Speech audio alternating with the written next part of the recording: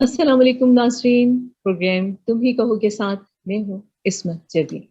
आज इस फोरम पर हम बात करेंगे पाकिस्तान के दायमी मसाइल कौन से हैं।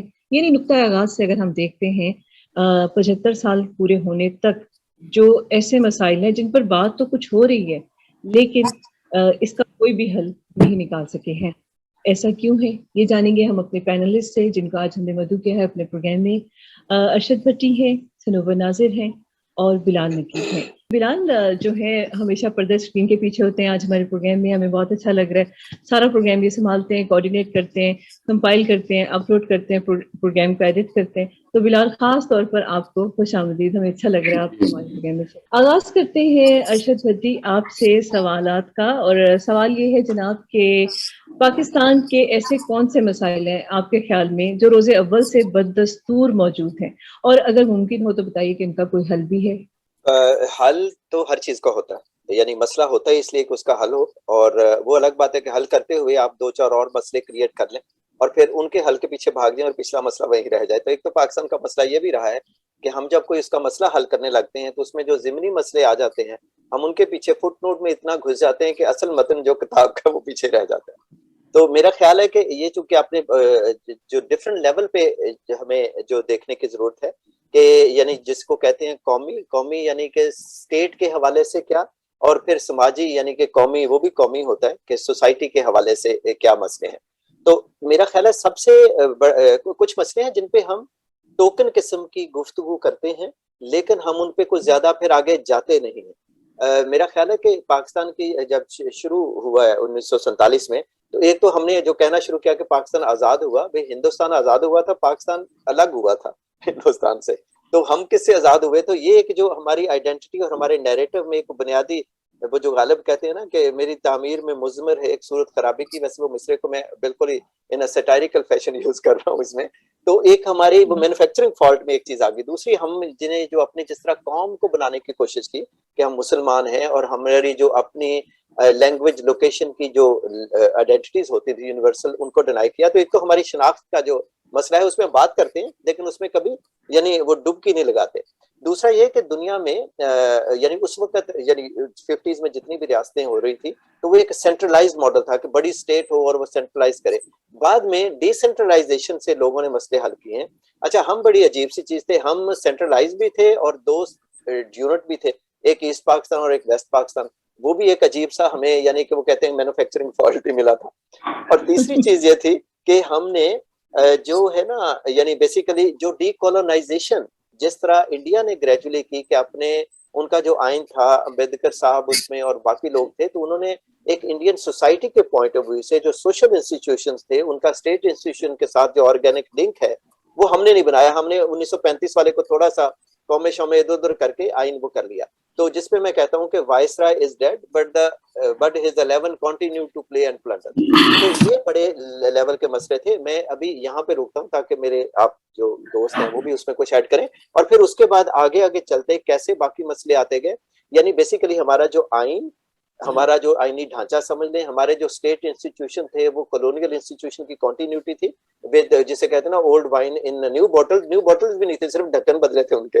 और फिर उसके बाद हमारे जो डिनायल थी शुरू में कि हम कौन हैं, और जिस तरह एक नई तरह की आइडेंटिटी यानी कि वो फोर्स उसकी जो क्रिएशन है, ये बड़े मसले थे शुरू में। और फिर उनकी बाकी कैसे करके हुई, यानी उसको वो कैसे कैसे वो ज़हूर पजीर हो रहे हैं, उस पर फिर मैं बात करूंगा क्योंकि I am sure Bilal, Snober और आप भी इसमें बिल्कुल वो लेके आएंगे बिल्कुल यूजफुल ठीक है चीजें। अरशद। जी अरशद, आपने बहुत अहम बातें की हैं, शिनाख्त की बात की है, मजहबी मसला है और ये सारे मसाइल हैं। लेकिन हम चाहते हैं कि सनोबर से पूछते हैं, सनोबर आप इसमें एडप्ट करें कि आपके ख्याल में जो दायमी मसाइल हैं रोज़े अव्वल से, वो एक तो कौन से हैं और आपके ख्याल में उनका कुछ हल। अभी तो जिस तरह से हमारे अरशद साहब ने कहा कि पहले ही शुरुआत ही असल में गलत हुई, वो इस तरह से कि जब आपका मुल्क एक बन गया किसी भी तरह, वो जैसे कह रहे हैं कि जाहिर हिंदुस्तान की आज़ादी थी बेसिकली, वो पाकिस्तान अलग हुआ तो उसके बाद जो बहुत अरसे तक इंडिया में या भारत में उन्होंने फौरन ही अपने कॉन्स्टिट्यूशन की तरफ رجوع کیا, انہوں نے آئین بنایا اور جو ادارے تھے ان کو مضبوط کرنے کا عمل بہت اس کو آگے بڑھایا. لیکن ہمارے یہاں بدقسمتی رہی کہ ہمارے ادارے کمزور ہوئے, اور یہ میرے خیال سے پہلی مائگریشن تھی جو کہنا چاہیے, یا جو ایک ملک بنا وہ زیادہ تر قبائلی علاقوں پہ مشتمل تھا, جیسے فاٹا کا ہو گیا, بلوچستان میں بھی قبائلی وہ تھے. تو جو وہاں کا ظاہر ہے بھارت اور یا آپ کہیں ہندوستان ایک آگے بڑھا ہوا معاشرہ تھا, تو وہ جو لوگ آئے وہ یہاں آ کے ایک طرح کی ان کی پیچھے کی طرف مائگریشن ہوئی. اچھا, پھر جو اس میں جو سردار یا قبائلی جو ایک پورا مائنڈ سیٹ تھا, انہوں نے کبھی بھی نہیں چاہا کہ ہمارا جو ملک ہے وہ واقعی مکمل طور پہ آزاد ہو. وہ جس طرح کی بات کر رہے ہیں ارشد کے کلونیلزم کو وہ اسی طرح سے رہنے دیا گیا, بلکہ اس کو مزید پروان چڑھایا گیا. تو یہ تو سب سے پہلا یہ مسئلہ شروع ہو گیا. پھر اس میں جو اور خامیاں پیدا ہوتی رہیں, کیونکہ ظاہر ہے جب آپ کے ملک میں ادارے مضبوط نہیں ہوتے ہیں تو پھر جو غیر سیاسی طاقتیں ہوتی ہیں وہ پھر حاوی ہو جاتی ہیں. اور بالکل یہی کچھ ہمارے ملک کے ساتھ ہوا کہ بننے کے فوراً بعد ہی ہمارے ملک پہ فوج کا قبضہ ہو گیا, اور اس کو آج بھی کہتے ہیں سنہرا دور تھا ایوب خان کا, جبکہ وہ ایک طرح سے ہم پیچھے کی طرف گئے اور پھر وہ ہم مسلسل اس طرف جاتے رہے. سب سے بڑا مسئلہ تو یہی ہے کہ جو ہمارے ادارے ہیں, جس میں کہ ہمارا سب سے بڑی پارلیمنٹ ہے, پھر کورٹ ہیں اور دوسری چیزیں, یعنی ہمارے یہاں صرف ایک ادارہ سب سے زیادہ مضبوط ہے, اس کے علاوہ ہمارا کوئی اور نہیں. وہ سب جانتے ہیں کہ کون سا ادارہ سب سے زیادہ مضبوط ہے. تو میں سمجھتی ہوں کہ وہ جڑ یہ ہے. وہ ادارہ بھی اپنے آپ کو خود ہی مضبوط کہتا ہے, ہمیں باہر سے پتا وہ کتنا مضبوط ہے. یعنی ایک چیز ہوتی ہے مضبوطی جو مربوطیت سے آتی ہے, تو وہ مربوطیت اللہ کا شکر عمران خان نے بہت ٹھیک کر دی ہے ابھی پچھلے. یہ کہنے لگی تھی کچھ مضبوطی میں فرق آیا ہے آج کل کے حالات کے مطابق. چلیے بلال آپ بتائیے گا. سنوبر آپ کا شکریہ. بلال آپ نے دیکھیں سنوبر نے بڑی اس میں بڑی اچھی باتیں ایڈ کی ہیں. ادارے مضبوط نہیں ہیں, آزادی جو اسی وجہ سے ادھوری ہے, اور قبائلی مسائل کا ذکر کیا انہوں نے. تو آپ ایڈ اپ کیا کرنا چاہیں گے اس میں, آپ کے خیال میں کیا مسائل ہیں؟ شکریہ عصمت. اس وقت جو میرے ساتھی ہیں ارشد بھٹی اور سنوبر ناظر, یہ تو پڑھنے لکھنے والے لوگ ہیں, یہ تو بڑی علمی باتیں کرتے ہیں. میرے ذہن میں جو کچھ باتیں آتی ہیں وہ ذاتی تجربات اور ارد گرد کے ماحول سے جو ہم نے سنی سمجھی اور جن کے ساتھ ہم نے پوری زندگی گزاری. تو اس میں ایک تو بات یہ کہ ہم بچپن سے اب تک سنتے آ رہے ہیں کہ ملک ایک نازک دور سے گزر رہا ہے, اور آج کل تو واقعی نازک دور سے گزر رہا ہے. تو اس کے ساتھ ساتھ ہم بالکل اپنے بچپن میں نعرہ سنتے تھے. قاضی حسین احمد صاحب نے بہت اس پہ مظاہرے کیے, امریکہ کا جو یار ہے غدار ہے غدار ہے, اور پھر وہ آج بھی وہ نعرہ زندہ ہے. تو اس میں اگر آپ یہ دیکھیں کہ بہت دفعہ ایسے ہوتا تھا, سننے میں آتا تھا کہ امریکن ایمبیسی کے باہر جو ہے یہ جا کے احتجاج کرتے تھے, اور پھر وہاں سے ان کو وہ ویزے ملنے کی بھی امید ہوتی تھی کہ شاید اگر ہمیں کوئی ان کمپنسیشن اس طرح کی آفر بھی مل جائے. اچھا, اس کے ساتھ ساتھ اگر ہم یہ دیکھیں کہ جب ہم عید کی نماز پڑھتے تھے یا جمعے کی نماز پڑھتے تھے تو شاید ہی کوئی ایسا خطبہ ہوتا ہوگا کہ جس میں کشمیر اور فلسطین کے لیے دعائیں نہ کی جاتی ہیں. ٹھیک ہے, تو وہ آج بھی ہم کر رہے ہیں. اب کشمیر جو ہمارا ایک شہرگ ہے, اور اب ہم آدھا گھنٹہ دھوپ میں کھڑے ہو کر بھی احتجاج کرتے ہیں. تو مسئلہ بدستور موجود ہے. بہت سارے مواقع تھے جب ان مسائل سے چھٹکارا پایا جا سکتا تھا, اور بہت عزت سے اور بہتر طریقے سے ہم ان مسائل کو حل کر سکتے تھے. فلسطین کا مسئلہ ہے, عرب ورلڈ جو ہے وہ اس کو اب اپنے انداز میں اس کو ڈیل کر رہی ہے, لیکن ہمارے پاس براہ راست کوئی ریزن نہیں ہے کہ ہم اس کے سٹیک ہولڈر کس کیپیسٹی میں ہیں, لیکن وہ مسئلہ بھی ماشاءاللہ ہم نے زندہ رکھا ہوا ہے.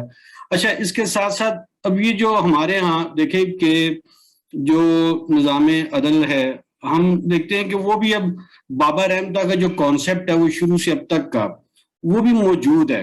یعنی جب آپ یہ کانسیپٹ لاتے ہیں نا, تو آپ یہ بتاتے ہیں کہ بھئی میں نے کسی آئین کو یا کتاب کو دیکھ کے فیصلے نہیں کرنے, میں نے تو زمینی حقائق کو دیکھ کے فیصلے کرنے. تو اس کے لیے ایک بابا رحمتہ تخلیق کیا جاتا. تو ابھی کچھ وقت میں جب عدالتیں فیصلے کرتی ہیں تو ایک گروپ خوش ہو جاتا ہے, پھر کچھ فیصلے ہوتے ہیں تو دوسرے لوگ خوش ہو جاتے ہیں. تو باری باری وہ سب کو خوش رکھنے کا انہوں نے جو ایک ذمہ لیا ہوا ہے وہ بھی چل رہا ہے.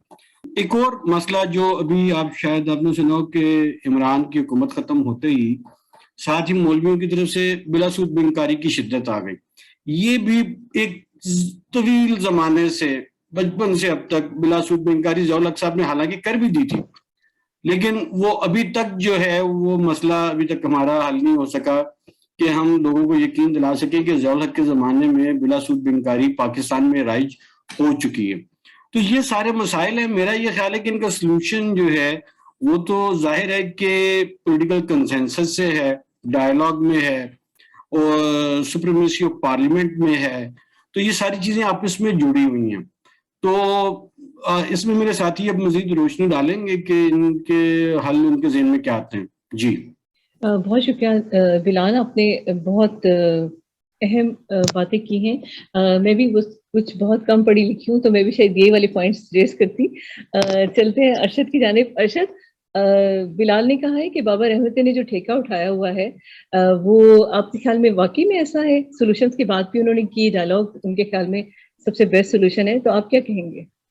دیکھیں اس میں تھوڑی سی تھیری لا کے اور پھر میں اس کو ذرا اس پاپولر اسپیکٹ سے جوڑتا ہوں. دیکھیں پاکستان میں جو میرے انالیسس کے مطابق جو ایک بڑا مسئلہ ہے اس کو میں یوں کہتا ہوں، ذرا بھاری بھر کم سا جارگن ہے کہ asymmetric distribution of social power, کہ جس کے پاس آفس آ جاتا ہے، جو چیف آف آرمی اسٹاف ہے، آفس ایک کنٹریبیوٹر ہے پاور کا. تو جب تک وہ چیف آف آرمی اسٹاف ہوتا ہے وہ بہت پاورفل ہوتا ہے، جب باہر جاتا ہے اس کے بعد وہ کیا ہوتا ہے وہ تو ہمیں پتہ ہی ہے. اسی طرح جب چیف جسٹس کوئی ہوتا ہے یا کوئی بیوروکریٹ ہوتا ہے، جب آفس ہے نا، تو یہ جب کالونیل دور میں آفس جو تھا یعنی میسکولینٹی اس میں ایک کنٹریبیوٹر ہے، پھر اس کے بعد جو ہے آپ سمجھیں نوبلٹی ہے کہ نوبل کون ہے، ایلیٹ کون ہے، پھر اس کے بعد آفس ہے اور پھر پراپرٹی ہے. یہ چار چیزیں جو ہیں، اور اس کے علاوہ اور بھی اس انالیسس میں ہے لیکن اس وقت میں ان پہ رکھوں گا میں اپنا فوکس.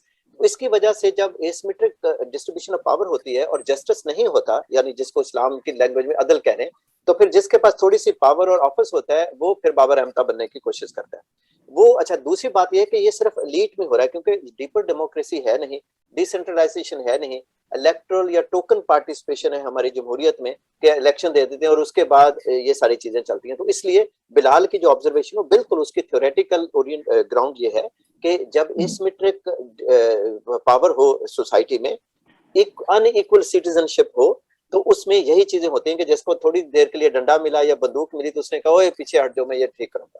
اچھا، دوسری طرف جب یہ عدل نہیں ہوتا تو سوسائٹی میں کیا ہوتا ہے؟ سوسائٹی میں اینگر پروڈیوس ہوتا ہے بہت زیادہ، سوسائٹی میں اریٹیشن اور فرسٹریشن ہوتی ہے.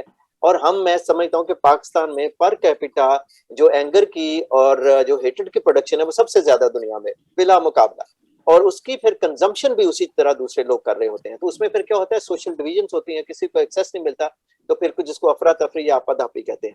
اب یہ سب چیزوں کا حل ہوتا ہے ایک اگریڈ پبلک پالیسی جو ڈیلیور کر رہی ہو، لوگوں کے جو بیسک مسئلے ہیں وہ ٹھیک چل رہے ہوں، اور پھر ایک جو ٹرانسفر آف پاور ہے وہ پیسفل ہو.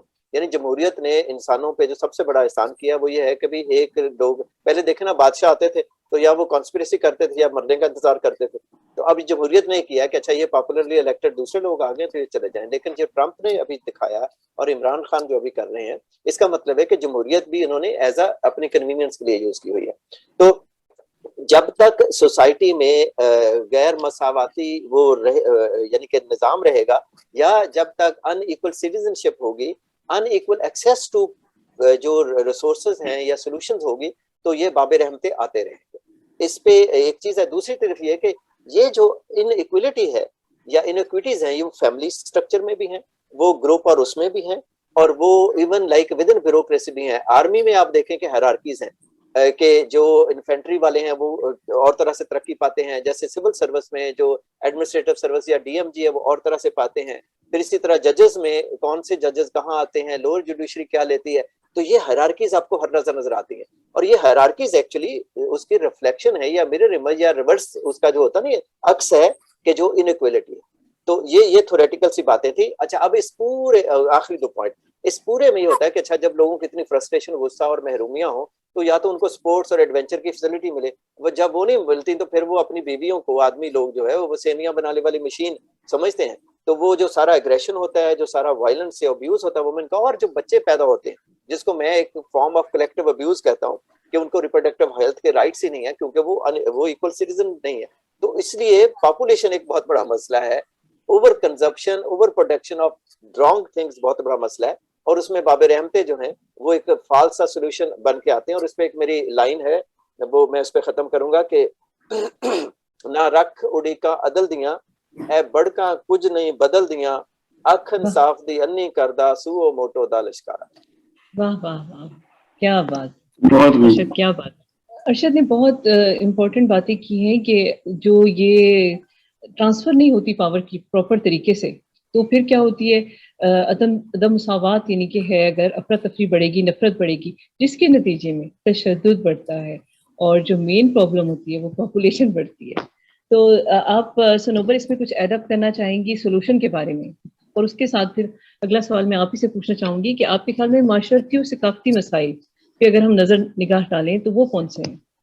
تھوڑا سا آپ سولوشن بتائیں گی ان سیاسی مسائل کا, اور اس کے بعد معاشرتی اور ثقافتی مسائل کون سے ہیں؟ دائمی مسائل تو ہمارے بہت سارے ہیں جن کو حل کیا جانا اب یعنی ایک پورا ایک پائل اپ ہو گئی یہ چیزیں نا. تو اس میں صرف یعنی سیاسی استحکام اپنی جگہ, ایجوکیشن, سینیٹیشن, آپ کا دہشت گردی, یہ ساری چیزیں ظاہر ایک منبع ہے پورا نا ہمارے ملک کا. اب اس کے لیے اب جو جتنی بھی باتیں آ رہی ہیں کہ بھئی اس کو کم کیا جائے, جیسے ابھی جو ہماری ریسنٹ جو ابھی دیکھیں آپ جو مسائل چل رہے ہیں, عمران خان جس طرح سے باہر نکلے ہوئے ہیں, آئی ایم ایف سے ہماری آج ہی میٹنگ جاری ہے, ہماری جو گورنمنٹ آئی ہے نئی, اور ظاہر آئی ایم ایف اگر ہمیں نہیں دیتی ہے, گرانٹ نہیں دیتی ہے, تو ملک دیوالیہ ہونے کی طرف جائے گا.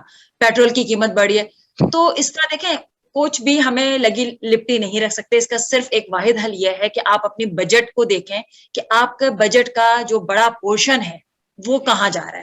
دیکھیں ہوا میں باتیں کرنے سے کچھ نہیں ہو سکتا کہ یہ کر لیں, ڈائیلاگ کر لیں, آپ 1000 ڈائیلاگ کر لیں, کوئی فرق نہیں پڑنے والا.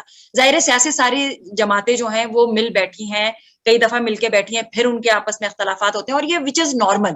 تمام ملکوں میں یہ ایک پریکٹس ہوتی ہے کہ ظاہر آپ کے اپنے اپنے آرگومنٹس ہوتے ہیں, اپنی آپ کی پالیسیز ہوتی ہیں, اس سے ٹکراؤ ہوتا ہے ایک دوسری جماعتوں کا ایک دوسرے کے ساتھ. لیکن اس کا مقصد یہ نہیں ہے کہ آپ کسی اور جو طاقتیں ہیں وہ آ کے اس کو مینیپولیٹ کریں.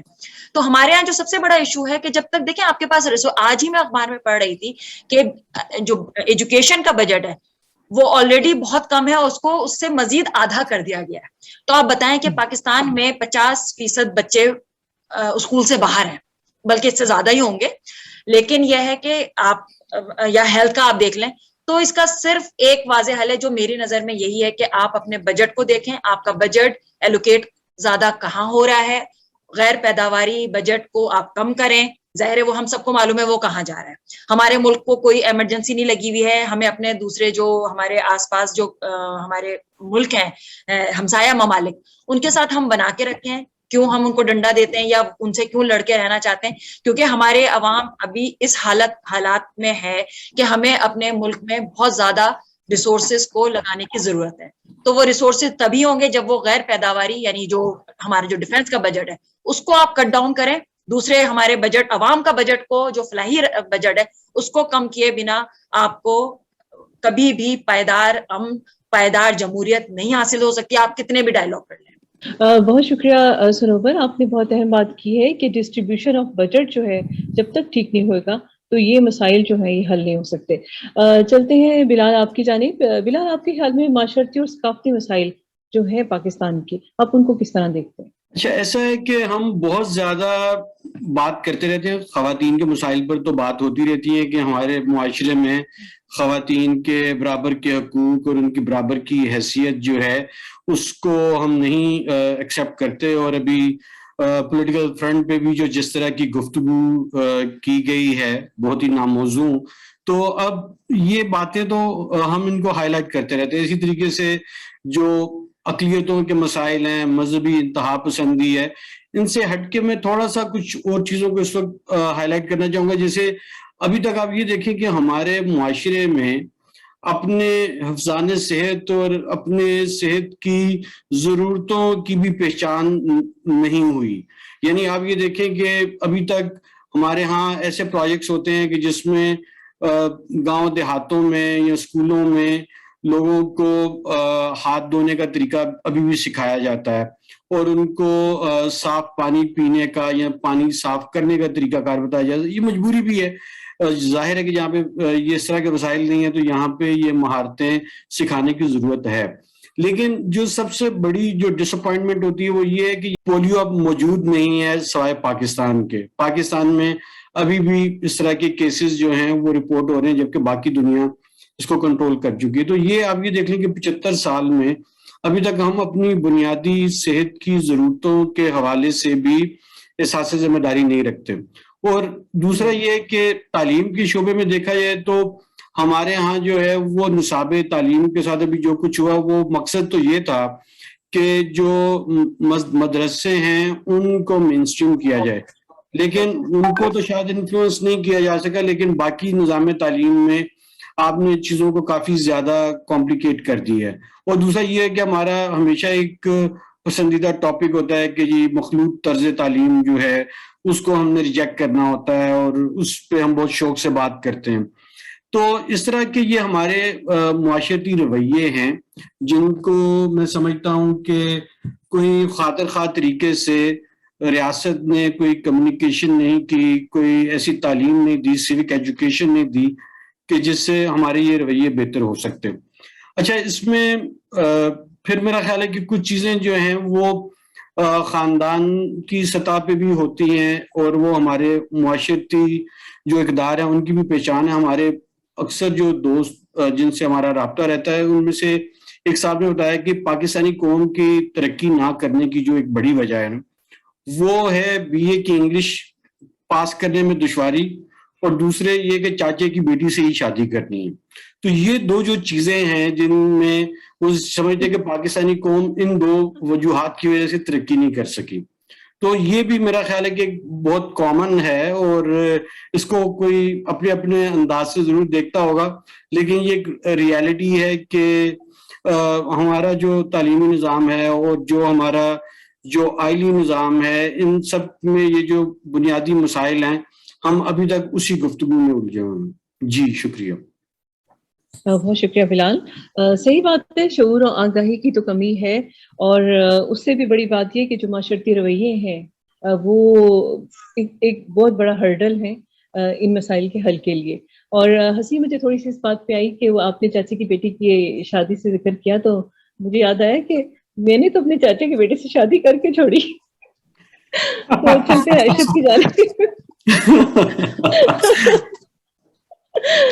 ایک تو آپ یہ جیسے ذکر کیا ہے بلال نے معاشرتی رویوں کا کریں, اور اس کے بعد یہ جو انہوں نے بتایا کہ معاشرتی اور ثقافتی مسائل کے ساتھ ساتھ تھوڑا سا خاندانی مسائل کی بھی بات کریں اور پھر حل کی بات بھی کریں گے ہم.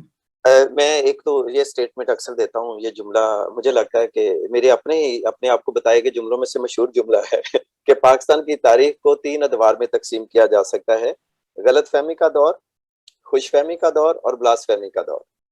تو ایک تو یہ ہے کہ یہ جو ہم آزاد ہوئے 47 سے, جو ہم کہتے ہیں آزاد ہوئے, ہم الگ ہوئے تھے, تو ہمیں اس میں جو ایک غلط فہمی تھی کہ الگ ملک بنا کے اور الگ آئیڈینٹی بنا کے اور سب کچھ بن کے ہم دنیا کے اول ترین قوم بن جائیں گے. حالانکہ نام بھی ہمارا پی اور پے سے ہے, مطلب یا تو الگ سے نام رکھ لیتے نا اپنا تو بلکہ آل انڈیا نیو پاکستان رکھ لیتے تو وہ بھی کچھ ہو جاتا. دوسرا ہمارا یہ تھا کہ یہ جو جب ایوب خان کے دور میں یعنی فوج نے وہ آ کے سینٹرلائزیشن کی اور وہ ساری چیزیں کی, تو لگا کہ اکنامک ڈیولپمنٹ جو ہے وہ سوشل پروگرس کے ساتھ ایکویٹ کی, تو وہ ہماری غلط فہمی تھی. اور تیسری بلاس فہمی کا مطلب یہ ہے, یہ تھوڑی سی گہری بات بھی ہے, مزاح بھی ہے, لیکن یہ کہ جب آپ جن لوگوں کے پاس پاور ہی نہیں ہوتی, جو ڈس امپاورڈ ہیں یا جو یعنی کہ انیکویلٹی جو ہے, وہ پھر خدا کو لے آتے ہیں, وہ مذہب کو لے آتے ہیں, وہ امر بالمعروف اور نہی عن المنکر کا ساتھ ہے, جس کی مرضی جا کے مطلب بےزتی کر دی, جس کو مرضی جا کے لوٹ لیا, مار دیا, لنچ کر دیا. تو یہ جب چیزیں ہوتی ہیں تو اس کا مطلب اس وقت ہوتا ہے کہ جب اسٹیٹ صحیح طرح کام نہ کر رہی ہو, اور پھر یہ اسٹیٹ لیسنس اسی کو کہتے ہیں. اچھا, دوسری طرف یہ ہے کہ ہماری جو یعنی یہ تھوڑی سی اکیڈمک بھی ہے اور یہ ایک عام آبزرویشن والی بات بھی ہے کہ اسٹیٹ نے ایک جو پبلک گڈ پرووائڈ کرنی ہوتی ہے, گریجولی ہر پبلک گڈ جو ہے, وہ سیکورٹی ہو, وہ ایجوکیشن ہو, وہ ہیلتھ ہو, وہ ہاؤسنگ ہو, وہ پرائیویٹ گڈ بنا دی کہ جو کر سکتا ہے. اب جو بچے اپنے پڑھا سکتا ہے وہ پرائیویٹ اسکولوں میں جاتا ہے, اور جو نہیں کر سکتا وہ بس رڑے پڑے. پھر جو لوگ پاور میں تھے انہوں نے جو پرسنل یا نیشنل انٹرسٹ کے نام پہ actually personal accumulation of wealth اور پرسنل ایکومولیشن آف اس نے اپنا یعنی پرسنل انٹرسٹ سرو کیا. باجوہ صاحب کو لے لیں, نیشنل انٹرسٹ کے نام پہ انہوں نے جو یہ جو ایکسٹینشن لی نہ بھی لیتے تو ہم کچھ بہت برے حالت میں نہ ہوتے. دوسرا طرف لے لیں عمران خان نے جو کچھ کر رہے ہیں یا باقی جو لوگ کرتے ہیں کہ اچھا جی NRO دے دیں یا مشرف, یعنی جس کو بھی دیکھ رہے ہیں جس کو بھی پاور ملی جیسے بھی ملی اس نے سب سے پہلے اپنا جو پرسنل انٹرسٹ ہے اس کو سیو کیا. اچھا بیوروکریٹس جو کرپشن کرتے ہیں وہ کیا کرتے ہیں, انہیں لگتا ہے کہ اسٹیبلٹی نہیں ہے, ان کی ریٹائرمنٹ کے بعد شاید اتنا ان کو اسٹیٹ خیال نہیں رکھ سکے گی تو جلدی جلدی کچھ یعنی پرسنل اکوموڈیشن آف ویلتھ کرتے ہیں. بہت سارے جو پبلک ریپرزینٹیٹو ہیں جو ایکٹیوسٹ ہیں وہ جب ایکٹیوسٹ بنتے ہیں اور ہم جب جس میں شاید میں بھی شامل ہوں, ہم جب بات کرتے ہیں تو ہماری وہ جو پبلک انٹرسٹ پہ جو گفتگو ہے اس کے بعد ہمیں جو ریکگنیشن ملتی ہے ہم اسے فوراً پرسنل انٹرسٹ میں ٹرانسلیٹ کرنے کی کوشش کرتے ہیں. تو اس کا مطلب جسے کہتے ہیں کہ آوے کا آوے بکتا ہے. تو اب اس کا جو سولوشن کیا ہے, سولوشن دیکھیں چیزیں ہوتی ہیں کہ جب اگر 6 لوگ یا 600 لوگ یعنی 220 ملین کی پاپولیشن میں مسئلے کو حل کریں گے تو نہیں ہوگا.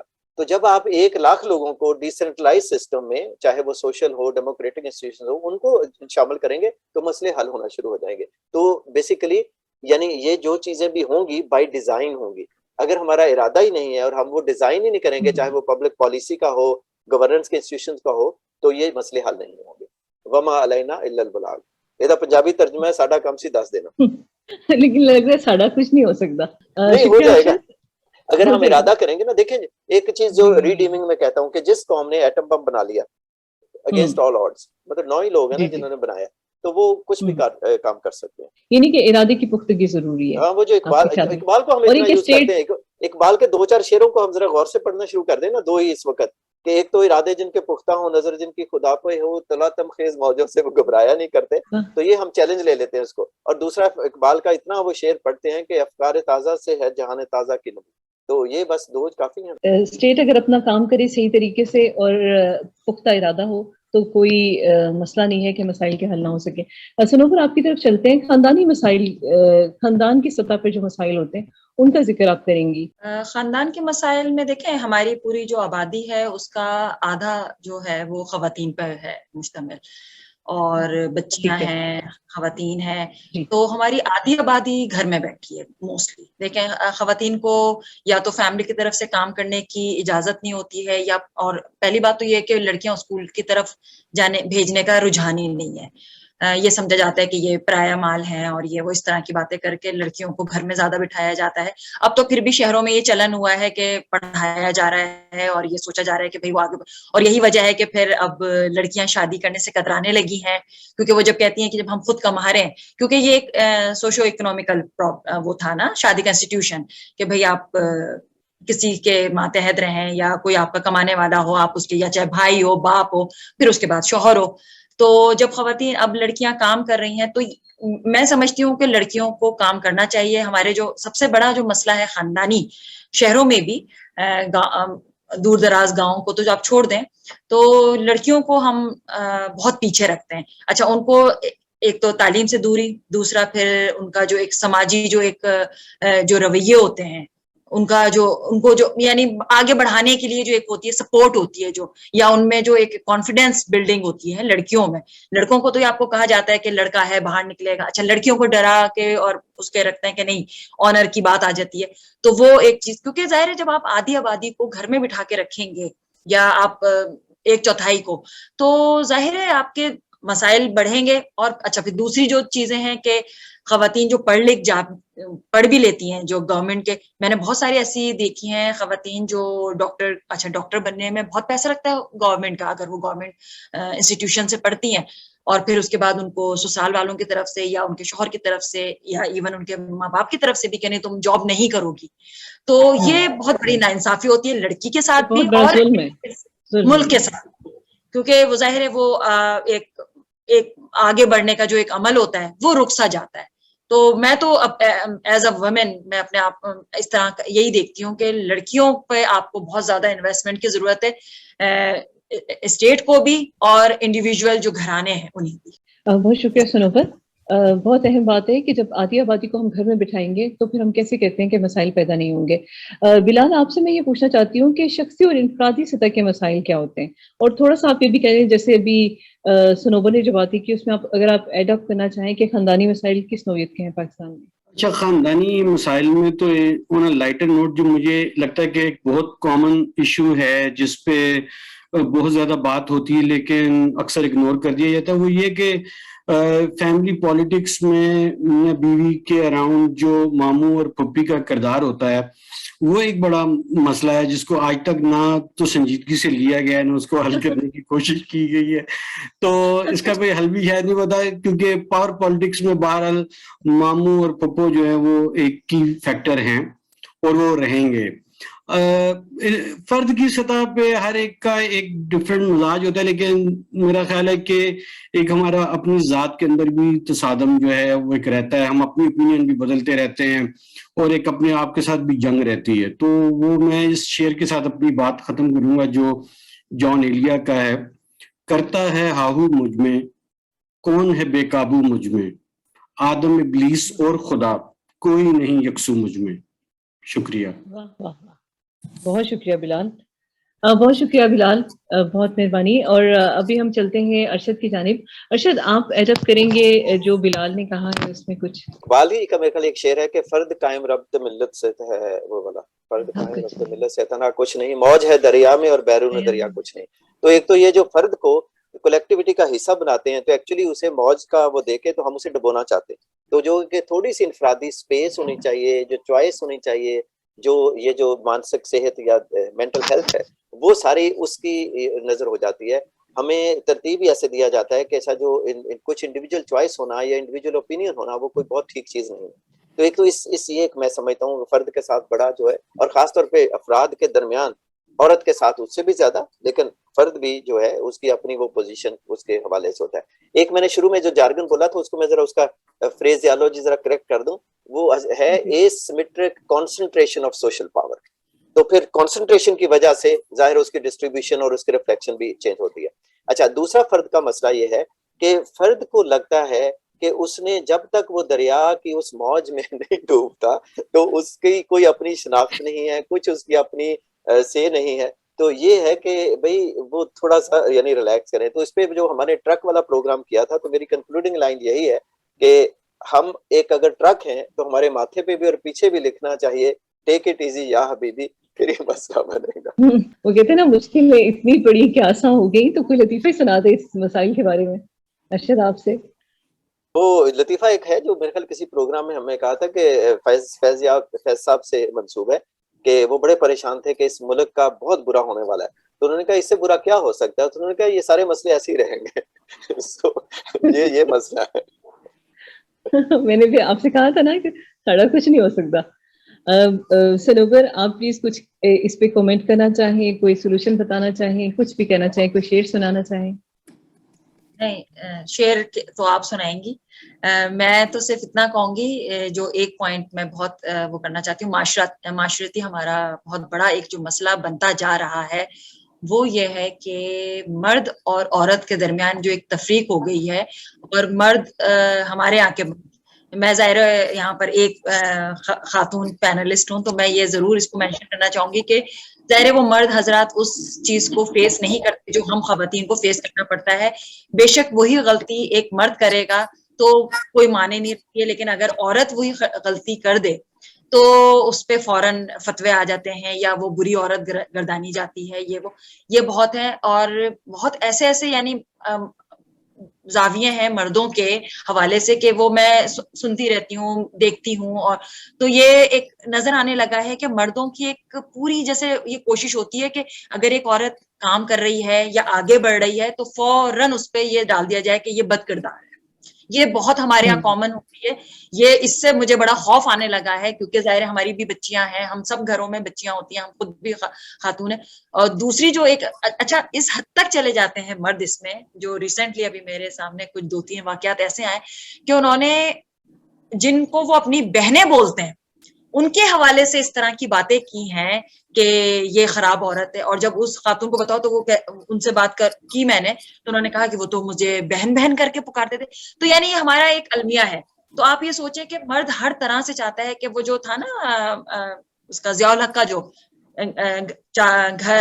چادر اور چار دیواری والا کانسیپٹ، وہ لگتا ہے کہ یہ اب پھر دوبارہ سے کیا جا رہا ہے مینیپولیٹ اور کہ خواتین کیونکہ جو اب نکل رہی ہیں آگے بڑھ رہی ہیں تو عورتوں کو ڈرنا نہیں چاہیے معاشرتی حوالے میں اور کسی بھی کانفیڈنس ان میں رہنا چاہیے اور وہ آگے بڑھیں کیونکہ ملک میں ان کی خواتین نڈر خواتین کی بہت ضرورت ہے. بہت شکریہ. بالکل یہ جو پیغام ہے اب تک سب خواتین تک پہنچائے کہ وہ آگے بڑھیں, ڈرے بالکل مت اور ڈٹ کے رہنا ہے. اور بلال آپ اس ساری گفتگو پہ کوئی کامنٹ کرنا چاہیں پلیز؟ ہاں, دو چھوٹی چھوٹی باتیں جو بھی سنوبر بات کر رہی ہیں. مجھے لگتا ہے کہ جو امریکن ریولوشن تھا 60s میں 1960s میں, وہ یہ تھا کہ سوسائٹی نے انڈرسٹینڈ کیا difference between nudity and sexuality. اور ہمارے ہاں ایکچولی اس کے اوپر کوئی بات نہیں ہوتی کہ ہم یہ سمجھیں کہ یہ دو مختلف چیزیں ہوتی ہیں. اور اسی وجہ سے جو ہے ہم عورت کے متعلق جب بات کرتے ہیں تو ہمارا ایک ہی پوائنٹ آف ویو ہوتا ہے اور اس میں ہم ان کی رینکنگ کرتے رہتے ہیں کہ یہ اچھی عورت ہے یا بری عورت ہے, کیونکہ ہمارا تعلق اس کے وہ اپیئرنس کے ساتھ ہے, اس کی تھاٹ کے ساتھ نہیں ہے. اور دوسرا یہ کہ جب میں دائمی مسائل کی بات کو دیکھتا ہوں نا, تو میرے نزدیک یہ کہ کسی بھی شخص کی زندگی کا جو اختتام ہے وہ خوشگوار ہونا چاہیے.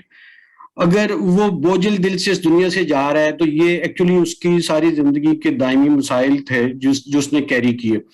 منیر نیازی کا ایک شعر جو مجھے پسند ہے, جو کہ میں چاہتا ہوں کہ وہ شعر کبھی وہ سچ ثابت نہ ہو, وہ ہے کہ چاہتا ہوں میں منیر اس عمر کے انجام پر ایک ایسی زندگی جو اس طرح مشکل نہ ہو. بہت شکریہ بلال آپ کا, سنوبر آپ کا, اور ارشد بھٹی آپ کا کہ آپ لوگ تشریف لائے اور بہت خوبصورت باتیں کی, بہت اچھی گفتگو ہوئی آپ کے ساتھ. ناظرین, مسائل کوئی سے بھی ہوں, سیاسی ہوں, معاشی ہوں, معاشرتی ہوں, مذہبی, تعلیمی, ان کا حل میرے خیال میں یہ ہے کہ اپنی اپنی ذمہ داریوں کو نہ صرف قبول کیا جائے بلکہ پوری ایمانداری سے اور آئینی دائرے میں رہ کر سر انجام دینے کی کوشش کی جائے. اپنا بہت خیال رکھیے گا. اس مجموعے کو دیجیے اجازت. خدا حافظ.